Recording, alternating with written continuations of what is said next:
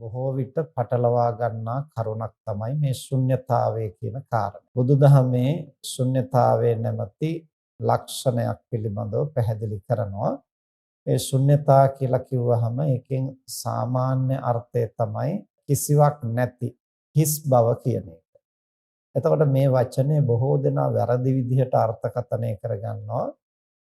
මොකුත්ම නැහැ, කිසිවක්ම නැහැ කියන අර්ථය. බුදුදහමේ ශුන්‍ය එහෙම නැත්නම් ශුන්‍යතා කියලා කියන්නේ ඒ මොකුත්ම නැහැ කියන අර්ථයට වඩා එතනට අදාළ අර්ථය.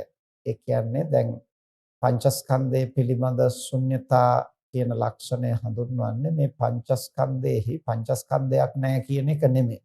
සමහරව එහෙම අර්ථකථනය කරගන්නට උත්සාහ කරනවා. ඒතර පංචස්කන්ධය කියන එක පරමාර්ථ වශයෙන් නාම රූප ධර්මයන් ක්‍රියාත්මක වෙනවා. නමුත් මෙතන සත්ව පුද්ගල ආත්ම කියන ස්වභාවයෙන් ශුන්‍යයි.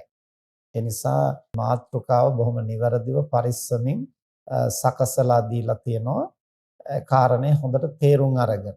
ඒ කියන්නේ ශුන්‍යයි කියලා කියන්නේ සත්වයක් නැහැ, පුද්ගලයෙක් නැහැ, ආත්මයක් නැහැ. ඒතර යම්කිසි කෙනෙක් සත්වයක්, පුද්ගලයෙක්, ආත්මයක් පිළිබඳව කතා කරනවා නම් අන්න ඒ ස්වરૂපයෙන් ශුන්‍ය බව, එවන්නක් නැති බව තමයි බුදුදහමේ ශුන්‍යතා ලක්ෂණය හැටියට හඳුන්වන්නේ.